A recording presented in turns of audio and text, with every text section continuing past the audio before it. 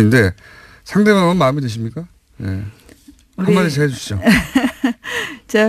박 의원님하고는 공통점이 굉장히 많아요. 저는 이 프로그램 나오면서 갑자기 우리 예전에 한 번 만났었던 그 KBS 프로그램 생각이 나면서 그때 어떤 이야기를 나눴냐면 그때 비례대표 시절이었던 것 같아요. 저희가 비례대표를 시작해서 네. 지역구 3선을 한 국회의원인데 그때 비례대표 시절에 우리 정치 오래 하지 말자 이런 얘기를 서로 나눴던 것 같은데 비례대표들은 다 그 얘기 하더라고요. 맞아요. 사선이 돼서 다시 만났다는 거죠. 네. 것이 끝나고 선물도 교환하면서. 네. 네. 어쨌든 상대가 마음에 드십니까?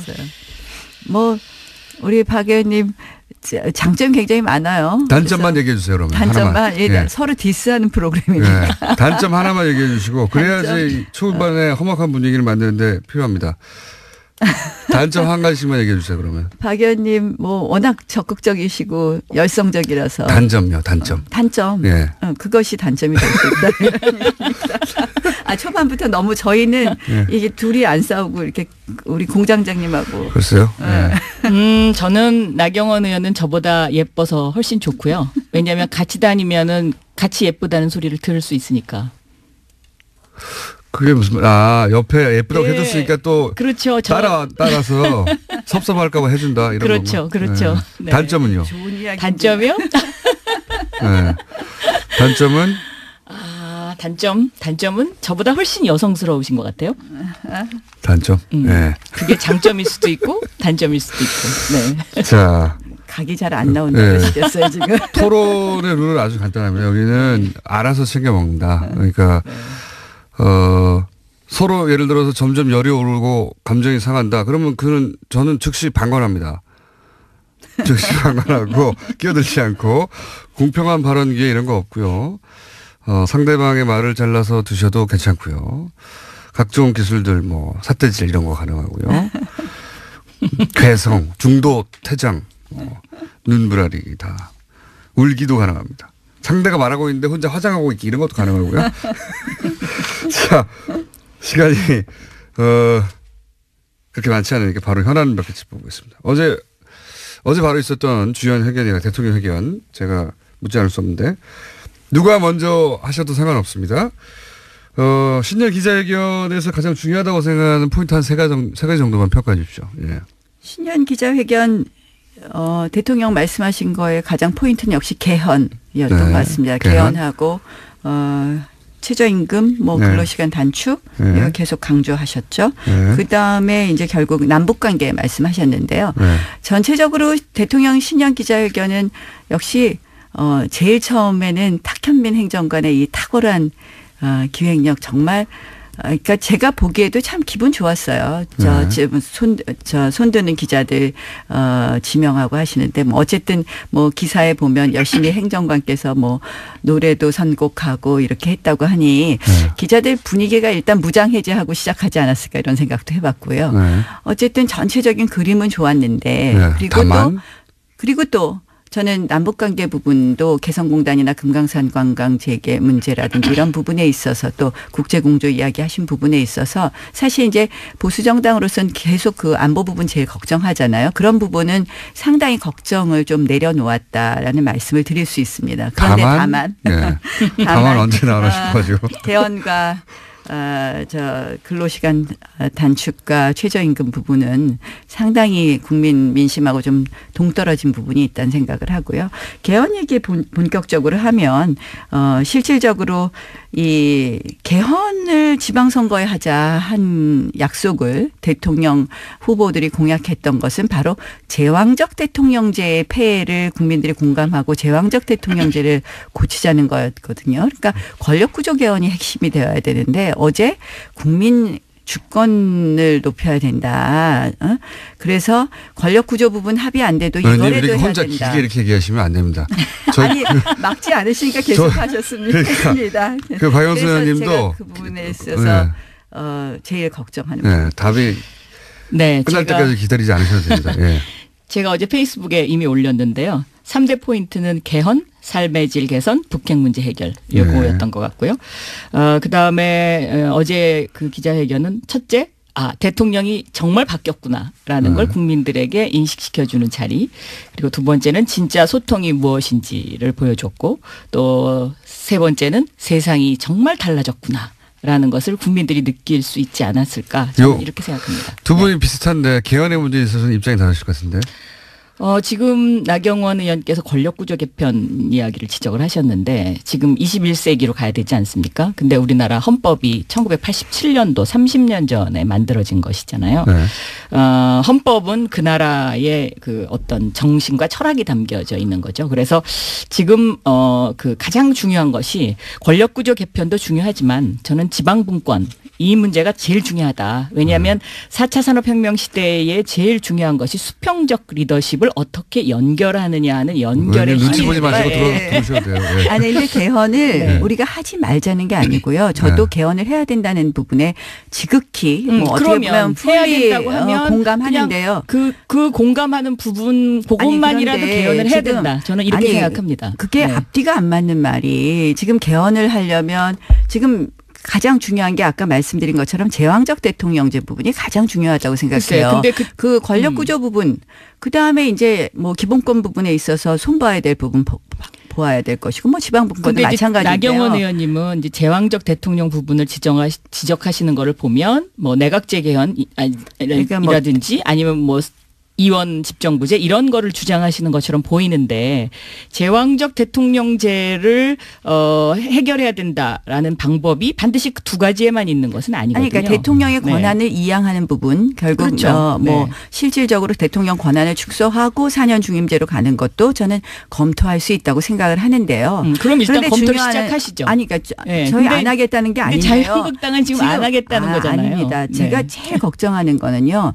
지방선거하고 같이 하자고 하시는데 그러려면 2월 말에는 국회에서 마무리가 되어야 되잖아요. 그런데 사실 권력구조 부분은 국민적 공감대를 가져야 됩니다. 저는 개인적으로는 의원내각제의 주창자인데 어쨌든 의원내각제가 아니더라도 의원내각제와 이원 집정부제하고 대통령제의 권한을 갖다 이양하는 것 결국 대통령의 권한을 이양한 것을 전제로 한 4년 중임제에 대해서는 국민적으로 충분히 공감대를 하고 토론해야 되는데 여론조사를 보면 이미 이제 그 우리나라 국민들이 4년제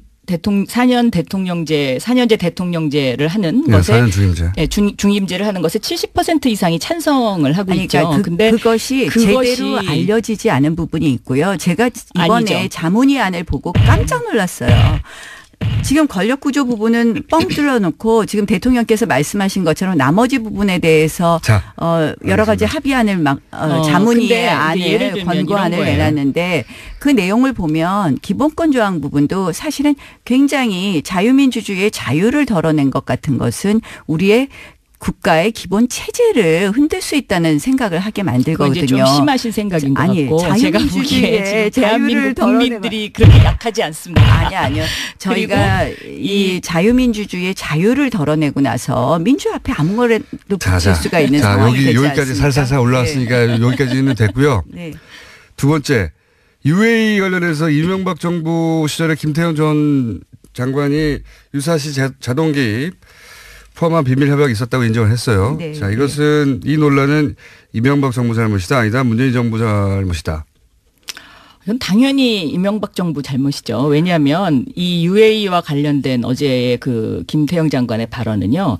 이명박 정부가 얼마만큼의 국가를 사유화했느냐를 보여주는 하나의 아주 커다란 그 사건이다. 생각이 너무 다른데요. 저는 그렇게 생각합니다. 그 당시에 원전 수주 다 기억하실 겁니다. 우리가 한국과 프랑스가 정말 첨예하게 이 원전 수주를 위해서 노력했고요. 네, 원전 수주를 했다는 그 계약서를 저는 국민한테 공개해야 된다고 생각하고요. 그 계약서 자체가 지금 비밀리에 돼 있습니다. 그래서 원전으로 국제적으로 인해서 이 계약서와 관련해서는 그 국제 변호사회에서조차 이 계약에 이상하다, 문제가 있다라고 지적을 했던 부분이고. 네, 우리가 원전 수출 국가가 되고 실질적으로 원전이 우리에게 일종의 효자 산업이 될 수 있었는데 저는 이제 우리 문재인 정부 들어서 일어났던 여러 가지 탈원전 정책 이런 것과 관련해서 저는 UAE 것을 들여다봤을 거라고 생각을 하고요. 그거하고는 그 군사 좀 저는 협정이 관련이 없는 얘기라고 생각합니다. 아니 다 이게 저는 관련성이 있다고 생각합니다. 그러니까 소위 뭐 적폐청산으로 좀 이 원전 부분은 어떻게 되나 들여다보다가 이면 계약서 있어 이렇게 해서 이제 문제 그거 아니죠. 이면 계약서가 시작한 거 있었다는 아닌가. 것은 이미 이명박 정부 시절부터 알려졌던 것이고 그리고 군사를 보낸다는 거는 국회 동의를 받아야 되는 것인데 그 부분은 이 이렇게 계약서 봅니다. 자체가 대한민국을 개인 회사처럼 운영할 수 있다는 그러한 가치에서 나왔다는 대표적인 저는 사례다. 이거 굉장히 심각한 일이다. 하지 이렇게 생각합니다. 않았으면 네. 사실상 우리가 프랑스를 이기고 원전을 수주하기 어려웠고요. 이 이면 계약서 부분이 군사 국회의 협정 동의를 문제는 받지 않았지만 만약에 그래야 되는 상황이면 그 당시에 국민들한테 이 군사 협정과 관련된 부분에 관해서 동의를 구했어야 되는 거고요. 저도 알겠습니다. 그랬으면 네. 더 좋았을 거라고 생각하지만 네. 파병의 경우에는 별도의 국회의 동의가 반드시 필요하기 때문에 저는 이러한 정도의 어떤 협정을 통해서 사실상 원전을 수주했다는 것은 이명박 정부가 지탄받을 일이 아니라 오히려 이 부분은 칭찬받을 일이라고 생각을 그러니까 합니다. 이제 불도저식 경영의 UAE 스타일이죠. 그러니까는 가보셨어요? 뭔가 이제 예를 들면 UAE 아파트를 짓기 위해서 아니, 제가- 무조건 아니, 밀어버려야 아니요. 된다. 뭐 이런 사고 방식. 아니요.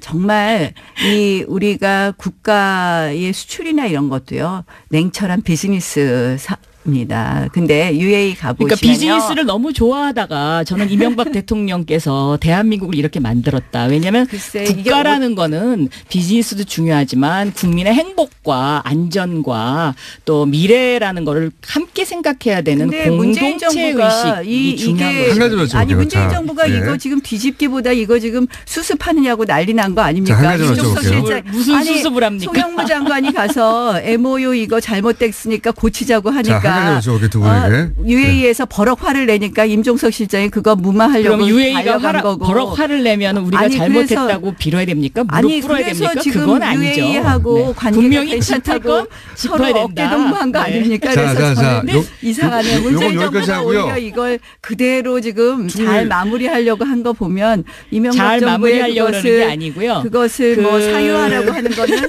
뭐 동의하기 어렵다. 다스 누구 겁니까? 다스 누구 겁니까?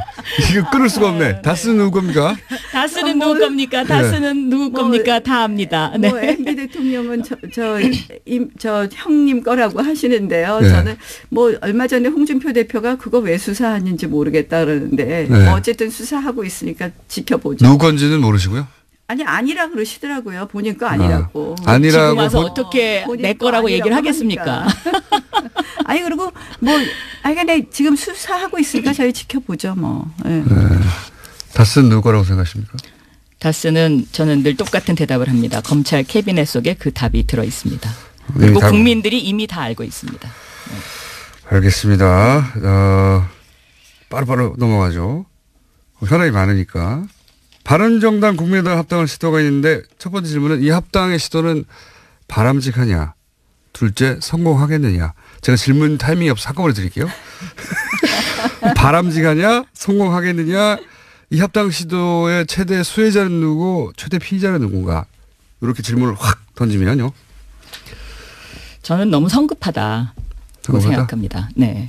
이게 바람직하냐는 질문에 대한 답입니다. 네. 뭐 국민의당과 바른정당은 다른 선택지가 없지 않았는가.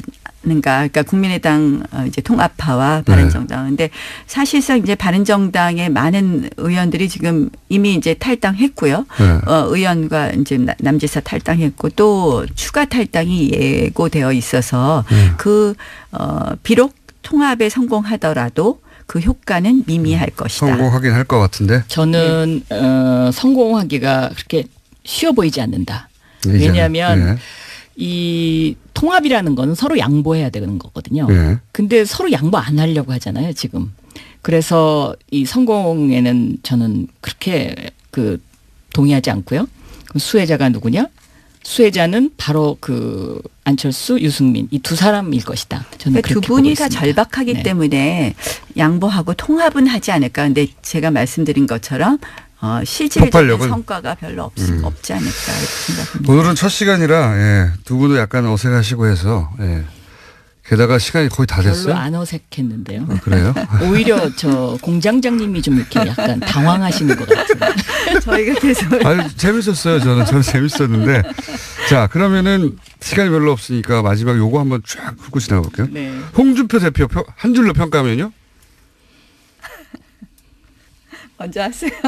이런 것도 저더러 어려운 건 저더러 먼저 하라 그러는데 홍준표 대표요. 한 줄로. 제가 같은 고향이 같거든요. 네. 그러니까 고향이 같은 사람이 박원순 시장, 저 홍준표 대표, 저희 당의 서른 의원님 이렇게 4명이에요. 예. 그런데 왜 제 고향에 가면 고향 분들이 그래요. 그 홍모 씨 그분 요새 왜 그렇게 우리를 창피하게 만들어? 네. 창피하다. 자, 여기요.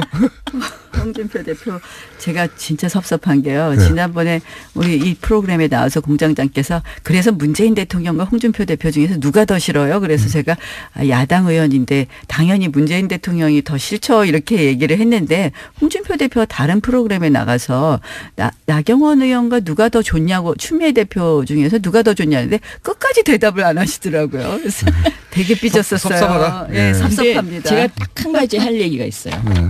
권력구조 개편과 관련해서요. 역사적으로 보면은요. 봉건주의 시대, 영주 시대를 지난 나라들은 대부분 다 내각제를 하고요. 네. 왕조 시대를 지난 나라들은 대부분 대통령제를 해요. 그러니까 이게 역사에 기인하는 부분도 있기 때문에 예를 들어서 갑자기 내각제로 간다?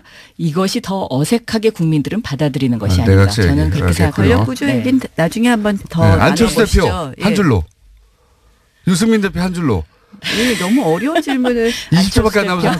답답하다. 답답하다. 안철수 네. 대표. 유승민 대표는요? 유승민 대표 너무 고집이 세다. 고집이 안철수 세다. 대표 네. 아직 아이 같다. 유승민 대표 너무 원칙적이다. 너무 이렇게 박영선 나경원 의원이었습니다. 근데 상대방은 마음에 드십니까? 네. 한마디씩 해주시죠.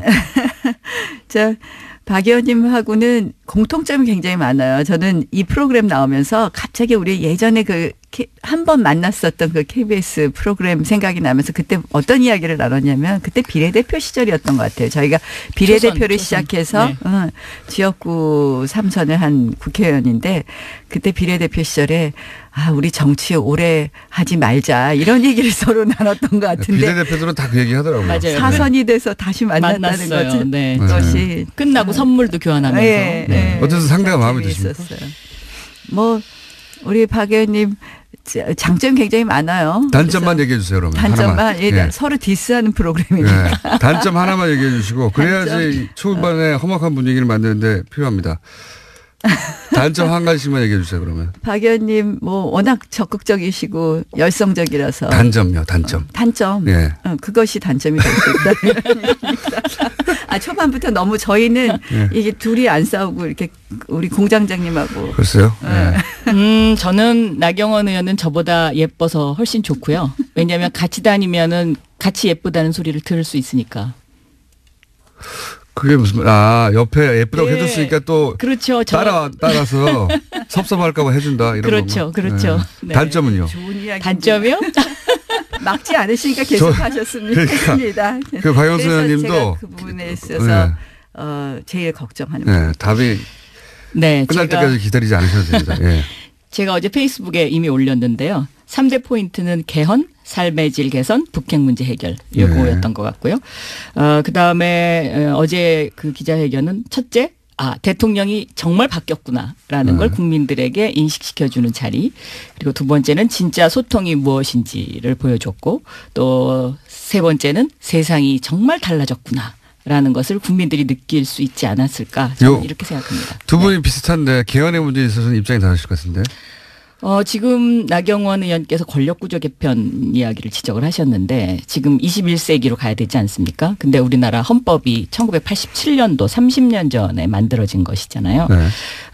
헌법은 그 나라의 그 어떤 정신과 철학이 담겨져 있는 거죠. 그래서 지금 그 가장 중요한 것이 권력구조 개편도 중요하지만 저는 지방분권 이 문제가 제일 중요하다. 왜냐하면 4차 산업혁명 시대에 제일 중요한 것이 수평적 리더십을 어떻게 연결하느냐 하는 연결의 눈치 힘이 보지 마시고 네. 들어오셔도 돼요. 네. 아니 근데 개헌을 네. 우리가 하지 말자는 게 아니고요. 저도 개헌을 해야 된다는 부분에 지극히 뭐 어떻게 보면 그러면 해야 풀리 된다고 하면 공감하는데요. 그 공감하는 부분 그것만이라도 그런데 개헌을 해야 지금 된다. 저는 이렇게 생각합니다. 그게 네. 네. 단점은 단점은 저보다 훨씬 여성스러우신 것 같아요. 단점. 네. 그게 장점일 수도 있고 단점일 수도 있고. 네. 자, 각이 잘 안 나온다고 하시겠어요 지금. 토론의 룰은 아주 간단합니다. 여기는 알아서 챙겨 먹는다. 그러니까 서로 예를 들어서 점점 열이 오르고 감정이 상한다. 그러면 저는 즉시 방관합니다. 즉시 방관하고 끼어들지 않고 공평한 발언기에 이런 거 없고요. 상대방의 말을 잘라서 드셔도 괜찮고요. 각종 기술들 뭐 삿대질 이런 거 가능하고요.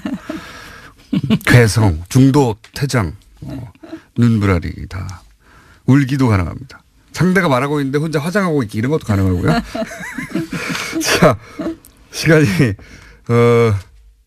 그렇게 많지 않으니까 바로 현안 몇 개 짚어보겠습니다. 어제 바로 있었던 주연 회견이나 대통령 회견 제가 묻지 않을 수 없는데 누가 먼저 하셔도 상관없습니다. 신년 기자회견에서 가장 중요하다고 생각하는 포인트 한 세 가지 정도만 평가해 주십시오. 예. 신년 기자회견 대통령 말씀하신 거에 가장 포인트는 역시 개헌이었던 것 같습니다. 개헌하고 최저임금, 근로시간 단축 이거 계속 강조하셨죠. 그다음에 이제 결국 남북관계 말씀하셨는데요. 전체적으로 대통령 신년 기자회견은 역시 띠가 안 맞는 말이 지금 개헌을 하려면 지금 가장 중요한 게 아까 말씀드린 것처럼 제왕적 대통령제 부분이 가장 중요하다고 생각해요. 근데 그 권력구조 부분, 그다음에 이제 뭐 기본권 부분에 있어서 손봐야 될 부분 보아야 될 것이고 뭐 지방분권도 마찬가지인데요. 나경원 의원님은 이제 제왕적 대통령 부분을 지적하시는 거를 보면 뭐 내각제 개헌이라든지 아니면 뭐 이원 집정부제 이런 거를 주장하시는 것처럼 보이는데 제왕적 대통령제를 해결해야 된다라는 방법이 반드시 그 두 가지에만 있는 것은 아니거든요. 그러니까 대통령의 권한을 이양하는 부분 결국 그렇죠.